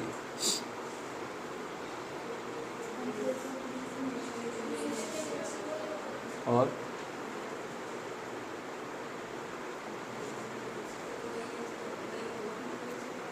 एक ही होता है कंक्लूसिव एविडेंस, वो कौन से सेक्शन में लिखा हुआ है? कंक्लूसिव एविडेंस सेक्शन नहीं है, तो हमें इसमें कंफ्यूज नहीं हो। अगर कभी भी कंक्लूसिव एविडेंस पूछा जाए तो क्या होगा? लेकिन कब डाउट आ जाएगा आपको, ज़रा ध्यान से सुनिएगा। एक क्वेश्चन आया था एक बार किसी पेपर में, अभी तक पता नहीं क्यों नहीं आया, कि उसमें लिस्ट बनाई हुई थी कि बताइए सारी चीज़ें पार्टनरशिप हैं या नहीं। क्वेश्चन आया था ना कि प्रॉपर्टी वाले दो लोग हैं, क्या ये पार्टनरशिप बोलेंगे, एक में कार खरीदी थी उन्होंने, ऐसा कुछ क्वेश्चन था, आएगा किसी ना किसी पेपर में। अभी तक तो हम सारे ही देखते हुए चल रहे हैं। एलिमेंट्स में देख रहे हो, पहला कौन सा पॉइंट है, एसोसिएशन ऑफ 2 और मोर पर्सन्स, एग्रीमेंट, बिजनेस। नया कौन सा है इसमें से, एसोसिएशन और बिजनेस। छोटा लिखना होता है, इतना बड़ा नहीं लिखना होता, तो आप एक बार देख लीजिए। लिखा हुआ है क्या आपने, स्टडी मैट से बोला था मैंने, क्वेश्चन आंसर में नीचे लिखा हुआ था, मुझे आज भी याद है, तो देखिए जरा कॉपी में लिखा होगा आपके, लिखा हुआ है।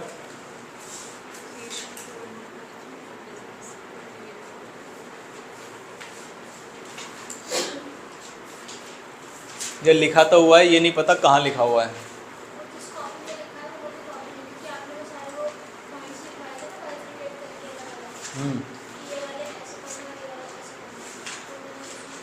आपने लिखे हुए हैं, आपने भी नहीं, आपने लिखे हुए हैं। ऐसे उल्टे सीधे नहीं करते ना, एक ही कॉपी में करते हैं सारे काम। ये हालत पता है कब होती है, एग्ज़ाम के समय पे। ये आप कर रहे हो ना, पूरे पूरे कॉपी पलट पलट के देख रहे हो कहाँ लिखा हुआ है। ये आपके स्टडी मैट के आंसर के साथ लिखवाया था मैंने आपको, स्टडी मैट के नीचे पढ़वाया था ये वाला पॉइंट। तो जहाँ नोट्स बनाए हुए वहाँ मिलेगा शायद आपको, ये जहाँ आपने नोट्स लिखे हुए हैं ना पार्टनरशिप के, शायद वहाँ आपको मिल जाए। ठीक है, तो यहाँ से ना देख के इसे कहाँ से देखना है आपको, स्टडी मटेरियल से लिख लीजिए, अगर नहीं लिखा तो लिख लेना, स्टडी मैट से लिख ले। क्वेश्चन लिख लीजिए दिसंबर 21, क्वेश्चन नंबर 3 का ए पार्ट। ठीक है, लिख लो इसको कि लिखना है आपको, और लिखना स्टडी मटेरियल से। ये रहा, देखो बात कही और आ गई तुरंत। State whether the following are partnership और नॉट। तो उन्होंने कहा A and B jointly own करते हैं कार, जो कि वो पर्सनली यूज़ करते हैं कब, संडे को एंड हॉलीडेज को, and let it hire on taxi on the other days, equally divide the earning. बताइए पार्टनरशिप है या पार्टनरशिप नहीं।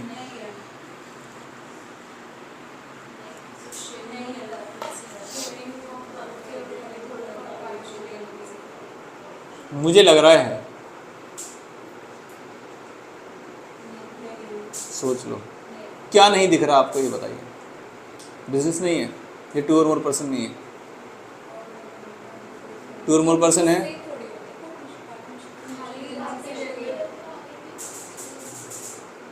तो इसमें 2 आंसर्स पॉसिबल है।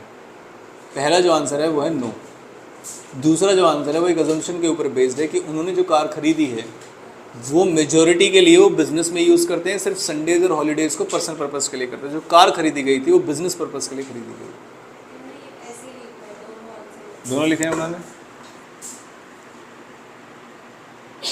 ये रहा no, this is not a partnership because sharing of profit or gross returns accruing from the joint common interest जो है अपने आप में पार्टनरशिप नहीं कहलाती। हालांकि alternatively in case the partners as the car is use personally only on Sundays and holidays and use most of the days as taxi, hence it is inferred that the main purpose of the owning a car is led for business purpose. Also there is an agreement for equally dividing the earnings.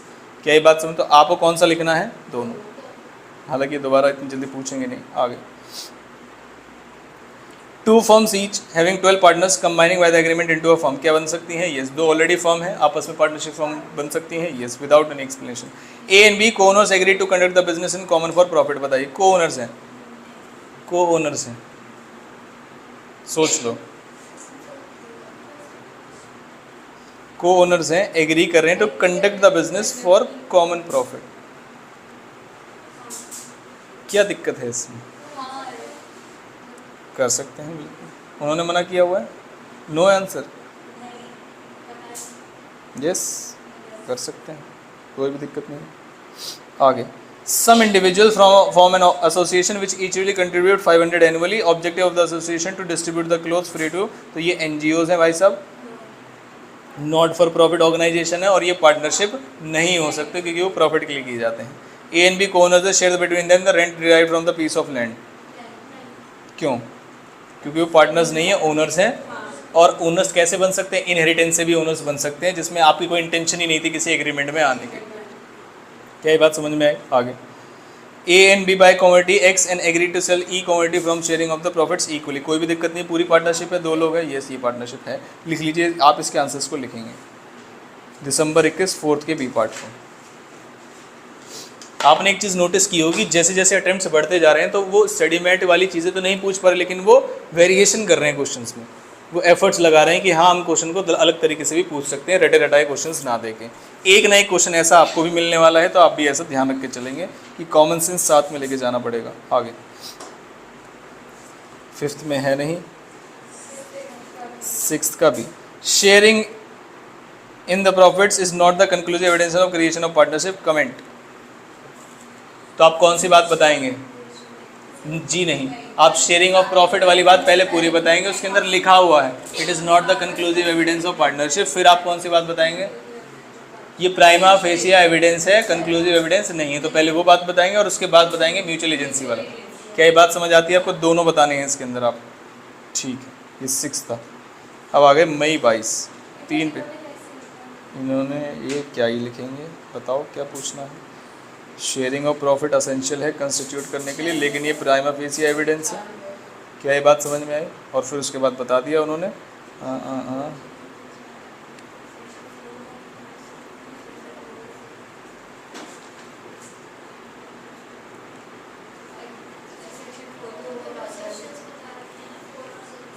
आपको 2 चीज़ें पता है, हालांकि फिर भी हम ऐसे नहीं करना चाहिए। अगर आपका मन करे तो पढ़ लेना, हाँ मन करे तो, नोट्स तो बने नहीं, पढ़ लेना, फिर भी नॉलेज ले सकते हैं। आगे मई 2000, अरे हो तो गया 6, ये 6 ही तो था। मई 2022, मुझे लगा मेरे साथ ही दिक्कत है। 3rd का A, what do you mean by partnership for fix period as per the partnership act 1932? पता है आपको? अगर पार्टनरशिप फॉर फिक्स पीरियड, अगर पार्टनरशिप एट विल है और वो डिसॉल्व नहीं हुई है तो ऑटोमेटिकली किस चीज़ में कंटिन्यू हो जाएगी? समझ रहे हैं आप? जागरण चल रहा है माता जी का, कुछ भी बुलवा लो इनसे, कुछ भी एंड टाइम पे। जी बताइए। मैंने बोला पार्टनरशिप एट विल है, अगर वो मान लीजिए हमने डिसॉल्व नहीं की है तो क्या बन जाएगी? वो पार्टनरशिप एट विल बनेगी या फॉर फिक्स पीरियड बनेगी? बनेगी कि वो है ही पहले से, कुछ नहीं बनेगी। क्या ना minor become a partner in a partnership firm, justify your answer and also explain. आपसे पूछ रहा हूं मैं, बताओ पहली लाइन का आंसर, यस और नो? नहीं बन सकता? वेरी गुड, बहुत बढ़िया, बहुत खुशी हुई जानकर। कौन सा सेक्शन? 30। धन्य हुआ मैं आज क्लास में आके।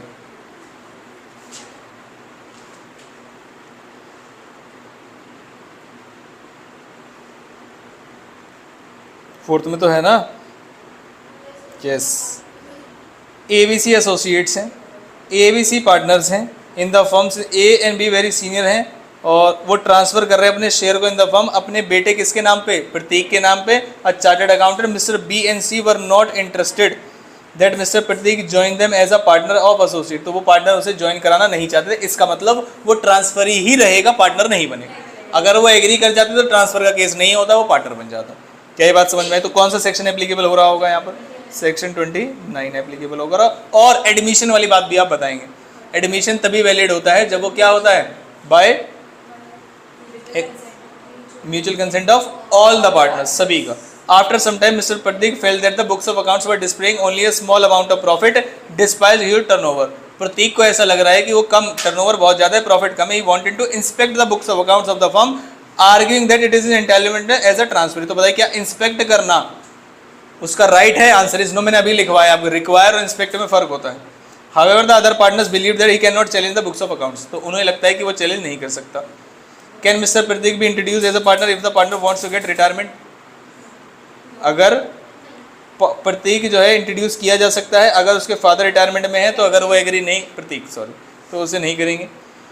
As an advisor help them to resolve the issue applying the necessary provision of the Indian partnership Act. तो उन्होंने यहाँ पर भी क्वेश्चन पूछा था आपसे और उनकी कंटेंशन भी पूछी थी कि उनके भी लोग सही कह रहे हैं या नहीं। तो इसके एक बार जी पहले इनकमिंग पार्टनर का बता दिया आपने कि इनकमिंग पार्टनर को नहीं ला सकते आप, सेक्शन नहीं भी पता तब भी चल जाएगा, लेकिन ये वाली बात बिना सेक्शन के आप नहीं लिख सकते। हेंस एक minute okay, Hence, Mr. Pratik, the transferee associate cannot inspect the books of the account and the contention of the other partners is right. Mr. Pratik cannot challenge the books of account. Inspection equals to challenge. क्योंकि वो challenge ही तो करना चाह रहा था, बताओ कैसे पता चला? नहीं, क्योंकि उसने बोला था कि तुम जो प्रॉफिट दिखा रहे हो वो कम लग रहा है डिस्पाइट तुम्हारा टर्नओवर ज्यादा है, तो ये चैलेंज ही तो हुआ नहीं। यही बात समझ आ गई। 6 ग्राउंड इस पे एक्सप्लेन करिए, बताइए इंडिया में कितने ग्राउंड्स हैं? कितने ग्राउंड्स हैं? कोर्ट ने जितने ग्राउंड्स बताए वो कितने ग्राउंड्स हैं?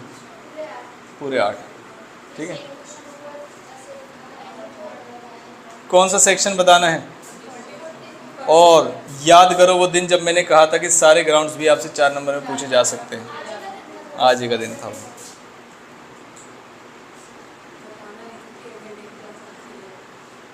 नवंबर 22, 2 पेपर रह गए हैं हमारे, जल्दी जल्दी से कर लेते हैं। दिसंबर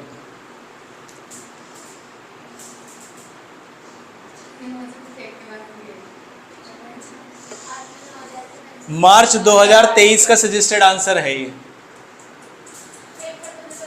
पेपर से क्या लेने देना, हम क्या खोला हुआ है हमने? Suggested answer. कहना पार्टनर भी एक्सपेल्ड, बताओ बाहर निकालने वाली बात। अब तो पक चुके हैं हमसे पढ़ पढ़ के। इफ सो हाउ, अगर कर सकते हैं तो कैसे? Which factor should be kept in mind, कौन से फैक्टर्स? 33 वाले, 1 वाले नहीं, तो इसमें ही बता देंगे हम 1 पहले 1 वाले बता देंगे। दोनों बातें बताएं मैंने, 33 वाले 1 वाले, तो फैक्टर्स को अलग से लिखना है और ऊपर ही टेस्ट ऑफ गुड फेथ बता देना है। क्या ये बात समझ में आई? आगे चलो, अगर आपको छोटा लग रहा है तो देखते हैं वो क्या चाहते हैं हमसे। 6 नंबर गए तो बताओ क्या करें? 3 की 6 बना दें? कुछ और गए कि देखना पड़ेगा उनके घर में कितने बच्चे हैं, मैरिड है नहीं है ना? अरे मुझे मिल रही थी चाय, फिर मुझे अचानक से याद आया एक बच्चे को हॉस्पिटल जाना है। डॉक्टर के पास जाना है, हॉस्पिटल में मिलते हैं ना डॉक्टर। हाँ हाँ, तो बस इसीलिए तो दिक्कत हो गई। देखो, एक तो पियो मत वो दिक्कत, और एक सामने आके ना मतलब उसके बाद। हाँ, ये बहुत बढ़िया रहेगा। इस क्वेश्चन में जाते जाते ये और बता दीजिए किस चीज़ का क्वेश्चन है?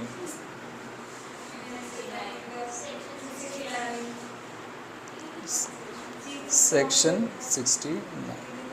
क्या आज तक के इतिहास में सेक्शन 58 पूछा गया है? नहीं। लेकिन क्या आप अगर एग्जामिनर या पेपर सेटर होते तो क्या आपको लगता है कि वो 4 और 6 दोनों के लिए बहुत अच्छा क्वेश्चन है? 4 के लिए तो है। ठीक है, ठीक है, वो क्वेश्चन पूछा जा सकता है।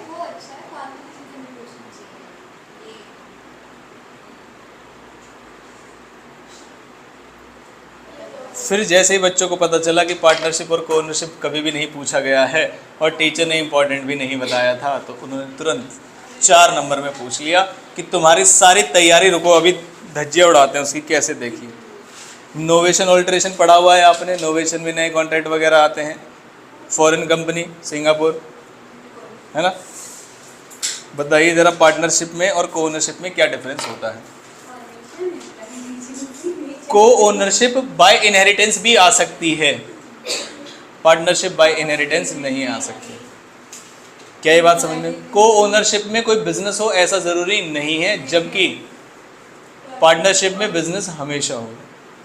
को ओनरशिप में सिर्फ एक प्रॉपर्टी भी हो सकती है जो इनहेरिटेंस से आई है आपके पास। तो क्या क्या उन्होंने पढ़ाया है, उन्होंने वही लिखा है जो कि स्टडी मैट में लिखा है। तो क्या आपने स्टडी मैट के डिफरेंस कल पढ़े थे? आंसर इज नो, क्योंकि मैंने बोला नहीं था। पूरा भरोसा है मुझे। बताओ। हाँ,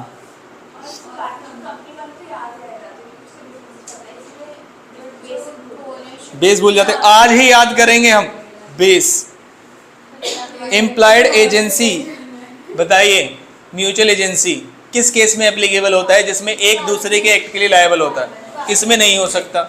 दूसरा, सेक्शन 29 ट्रांसफरी, तुम्हें ट्रांसफर करने के लिए उसे सर्टेन राइट्स नहीं मिलते, और अगर तुम्हें उसकी जगह कोई और व्यक्ति लाना है तो तुम्हें बाकी पार्टनर्स की अप्रूवल की जरूरत है। लेकिन क्या ऐसा को ओनरशिप में है? नो। जब मर्जी जैसे मर्जी वैसे बेचो, दूसरे पार्टनर की सहमति की जरूरत नहीं, अपनी जगह दूसरे व्यक्ति को ला सकते हो। अब आ जाते हैं इसके हिंदी वाले पॉइंट। फॉर्मेशन कैसे बनेगा? तो ये कैसे पैदा होंगे बताइए? ये कॉन्ट्रैक्ट बनेगा, चाहे वो एक्सप्रेस और इम्प्लाइड हो, और यहाँ पर क्या होंगे? ऑपरेशन ऑफ लॉ से भी एग्रीमेंट से भी आ सकते हैं और ऑपरेशन ऑफ लॉ से भी आ सकते हैं। इम्प्लाइड एजेंसी यहाँ पर होती है क्योंकि वो एजेंट होते हैं, और यहाँ पर नहीं होती। आगे नेचर ऑफ इंटरेस्ट पढ़िए, इसमें क्या है? Interest means profit and losses must be shared, और यहाँ पर क्या है? Does not necessary involve sharing of profit and losses, क्योंकि प्रॉफिट एंड लॉस के लिए नहीं हो सकता है बस प्रॉपर्टी है और उनके पास है।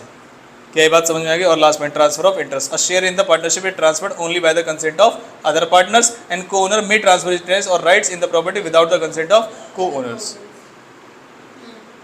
अब आते हैं इसके, ये याद करने हैं आप, दो मालिक और दो पार्टनर्स में फर्क होता है। पहले ये दो मालिक और दो पार्टनर्स बनते कैसे? तो वो एग्रीमेंट से बनते हैं, और वो एग्रीमेंट से भी बन सकते हैं और ऑपरेशन ऑफ लॉ से भी बन सकते हैं। दूसरा, क्या प्रॉफिट वगैरह शेयर करना जरूरी होता है पार्टनरशिप में? आंसर इज यस, लेकिन वहां पर जरूरी नहीं हो। तीसरा, एक दूसरे के एजेंट मतलब म्यूचुअल एजेंसी पार्टनरशिप में हमेशा होगा, उसमें नहीं होगा। तो पार्टनर को दिमाग में रखो और दो ओनर्स को दिमाग में रखो, ऑटोमेटिकली हो जाएगा। ट्रांसफर ऑफ इंटरेस्ट पार्टनर्स में पूछना पड़ेगा, उससे पूछने की जरूरत नहीं, खत्म हो गया। आगे बात समझ, सब साइकोलॉजिकल है, सब याद हो जाता है। कौन सा पेपर रह गया? मुझे डाउनलोड ही कर लेना चाहिए, बार बार दिमाग खराब। किस नाम से और कहाँ है पता नहीं। Law foundation paper, yes. कितना बेकार सा पेपर है ये, बढ़िया है। हाँ।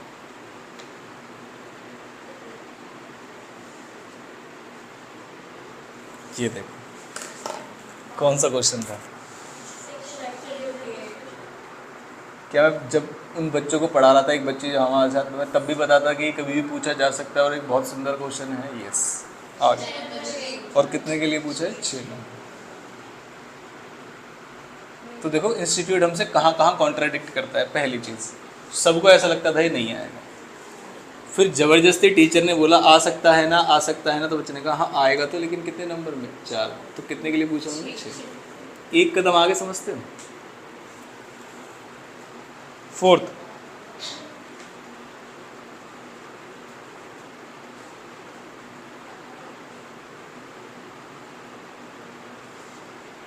PQR पार्टनर्स हैं, आर रिटायर कर गया है, नोटिस देना जरूरी है? नोटिस वाला क्वेश्चन है, बात खत्म। अरे तो नोटिस नहीं देंगे? मना क्यों कर रहे हो? पूरी कहानी पढ़ा के विदाउट गिविंग पब्लिक नोटिस, तो क्या वो लायबल रहेगा? Answer is yes. और होल्डिंग आउट वाला भी है क्या? यस। तो क्या दोनों बातें बताएंगे? यस, दोनों ही तरीके से उसे लायबिलिटी आएगी। और ऐसा क्वेश्चन पहले भी पूछा जा चुका है, तो सरप्राइज वाला कुछ था ही नहीं। ठीक है, आगे।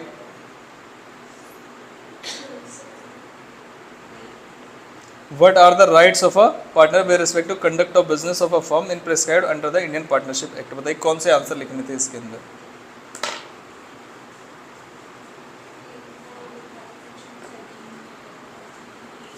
राइट्स, क्या राइट्स हैं उसके? निकालो जरा फटाफट से। लिखा हुआ है कौन कौन से राइट है, पढ़िए।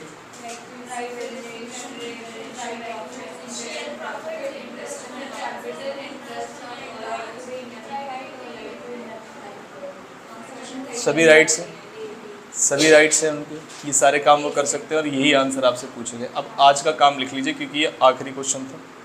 आज का काम क्या है आपका? जो मैंने क्वेश्चंस लिखने के लिए आपको बताए, एक तो वो लिखेंगे, लिख लीजिए, वो आपने लिखिए उसके नीचे प्लस ऑल डिफरेंसेस लर्न करने हैं और लिखने भी हैं all differences from study material. और तीसरा, जो भी हमारे पॉइंट नोट्स में हैं और हमने देखे नहीं है, जैसे कि ये वाला 4 नंबर वाला क्वेश्चन था, ठीक है, वो भी पूछे जा सकते हैं। तो आज आप अच्छे तरीके से पार्टनरशिप को फिनिशिंग टच देंगे। लिख लिया आपने? यहाँ पर हमारा पार्टनरशिप समाप्त होता है और कोई भी पेपर आपको सरप्राइज़ नहीं करेगा, ये ध्यान रखिएगा। बस आप ही अपने आप को सरप्राइज़ कर सकते हैं। बताइए अगला कौन सा एक्ट पढ़ें?